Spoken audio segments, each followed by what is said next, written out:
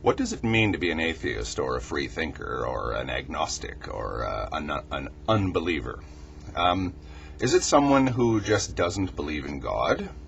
Or is it someone who believes that God does not exist and we ought to spread that idea? Um, a lot of atheists like to call themselves non-stamp collectors, i.e., I simply don't believe in God. So in a way, even though I don't call myself an atheist, I suppose I am a non-stamp collector because I don't believe in God. I don't disbelieve in God. I generally say I don't know. So a non-stamp collector doesn't collect stamps. Now, it looks to me as though some people are becoming assertive stamp collectors. The Atheist Experience has recently released a set of videos advocating or explaining the idea of atheist proselytism, or as they call it, atheist evangelizing. Now, some of the tactics that are employed, I find disturbing because I think that they're appealing to the subconscious. They're appealing to people's emotions in the defense of reason. I won't say what is being advocated. I would just encourage anyone to watch the series of videos, and I'll let the people who are making them say what they say, and let people decide what they will on the tactics that are advocated. But I have to, in all conscience, express my strong disapproval to this sort of thing. I don't have any reason to question the motives of the people that are advocating these kinds of tactics, but I do believe that a uses of the enemy strategy tends to recoil upon itself. In the 19th century, the Western world was very, very distorted. There was a very small minority of people at the very top smoking cigars, drinking champagne, and living as lounge lizards, while everyone else lived in slums, tenements, worked 16 hours a day, had very little to show for it. Something had to be done. Well, enter Karl Marx, and he comes up with an idea called socialism, communism, I suppose.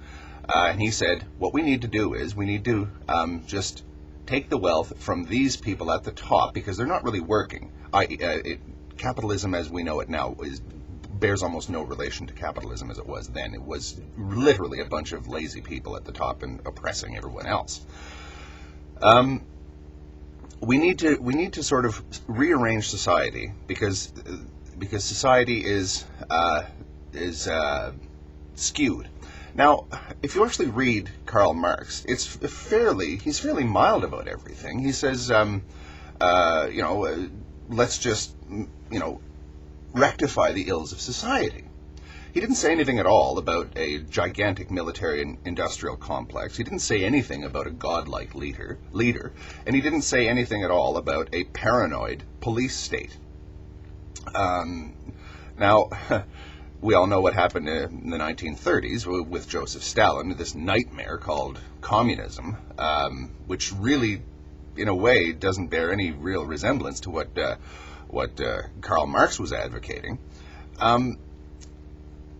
This was a result of a uses of the enemy strategy. The Bolsheviks said, listen, what you might not like what we do, but we get results. We don't talk about how many angels can dance on the head of a pin. We act.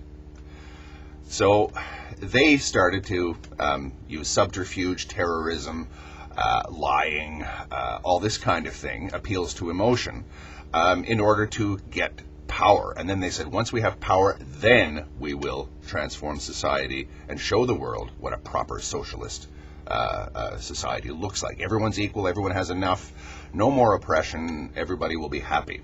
But until we get there, we have to fight dirty. Now, of course, the end justifies the means in this case, but as we all know, the means become the end.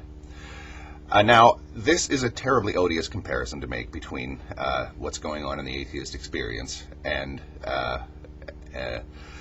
Stalinism.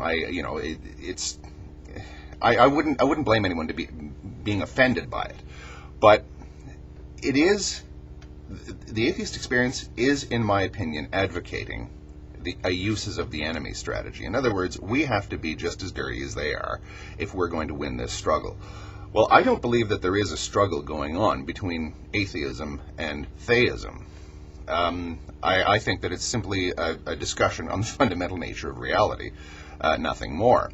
Now, that's not to say that that there isn't a actual real world fight going on between organized religion and those who don't like organized religion. But again, that has nothing to do with atheism.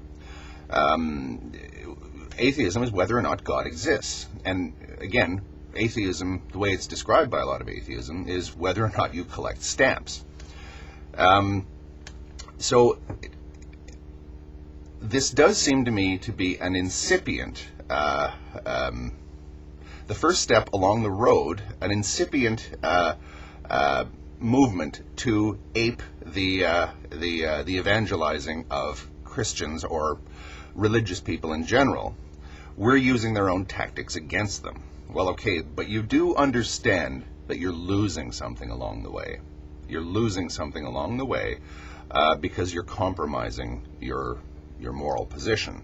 I'm not going to tell anyone not to do that because, again, I'm a Canadian, and I think that a lot of what the people that are advocating this sort of thing are dealing with things that I don't have to deal with in Canada. My understanding is that in the United States, the religious people have a lot more power and are a lot more aggressive than they are here in Canada.